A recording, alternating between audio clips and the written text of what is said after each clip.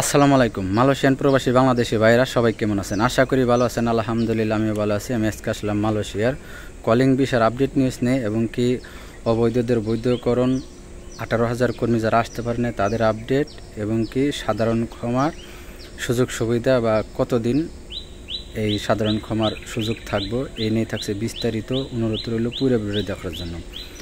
বাংলাদেশ থেকে কয়েক ভাই কমেন্ট করেছে, ভাই মালয়েশিয়ার আমরা কলিং ভিসা চাই, মালয়েশিয়া কবে যাইতে পারবে একটু যদি জানাইতেন, আমরা মালয়েশিয়ার কলিং চাই। এরপরে লিখেছে 18,000 কর্মী ভাই আমরা কবে যাইতে পারবো, যারা 2022-এ আটকা পড়ছে 22-এর কলিংয়ে আসতে পারেনি যে 18,000 কর্মী, তারা কবে থেকে মালয়েশিয়া প্রবেশ করতে পারবো একটু যদি জানাইতেন। মালয়েশিয়াতে লেগেছে ভাই আমরা কলিং চাই না, বৈধতা চাই। এই নিয়ে থাকছে বিস্তারিত। অনুরোধ রইল পুরো ভিডিওটি দেখার জন্য।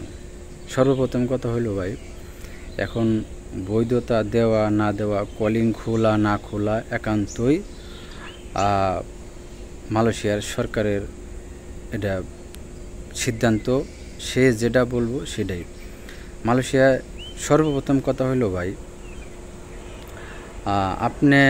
আমি কইলে বা চাইলে তো আর হবে না। তবে মালয়েশিয়ার যে কর্মখাতগুলো স্তগুলো আছে এগুলো যদি কর্মী লাগে বা কর্মীর শর্ট থাকে তাহলে সেই ক্ষেত্রে বিবেক বিবেচনা করব কোনটায় সুযোগ সুবিধা বেশি হইব মালয়েশিয়া সরকারের, সেই দিক দিয়ে সেই চালু করব।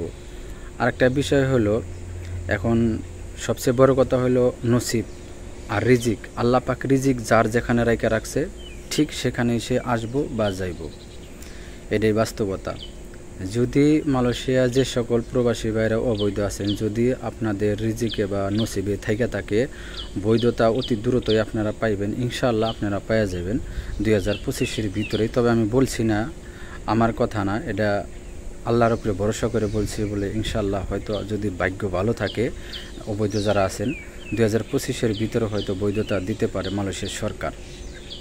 সেটা যে কোনো মাসেই দিক আর যে কোনো সময় দিক, বা যদি আপনাদের ভাগ্যে থেকে থাকে। আর যদি নসিবে না থাকে সেটা একান্ত ব্যক্তিগত, আল্লাহ উপরে ভরসা রাখেন সবাই।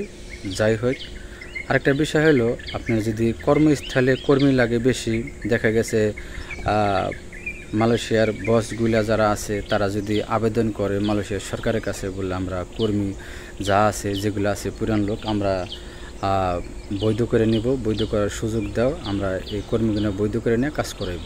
কারণ পুরান লোকের চাহিদা বেশি থাকে।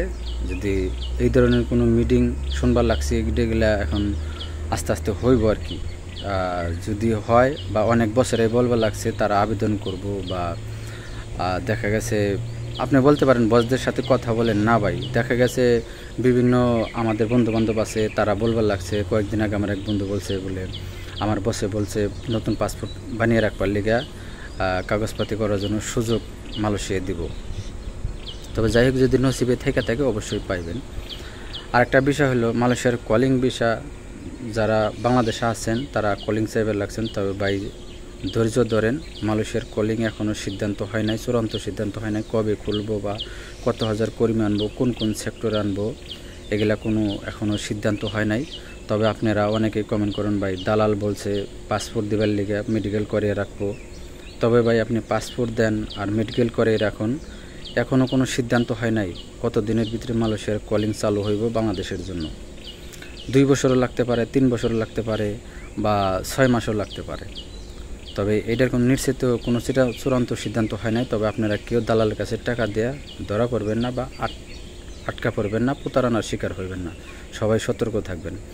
আরেকটা বিষয় হলো, মালয়েশিয়া যদি কর্মী বর্তমান আনে, কলিং বিষয়ে আনুক আর যেভাবে মালয়েশিয়া সরকার, তবে সেই ক্ষেত্রে আপনার কখনোই নতুন কর্মী আসতে পারবো না। কারণ কিসের জন্য?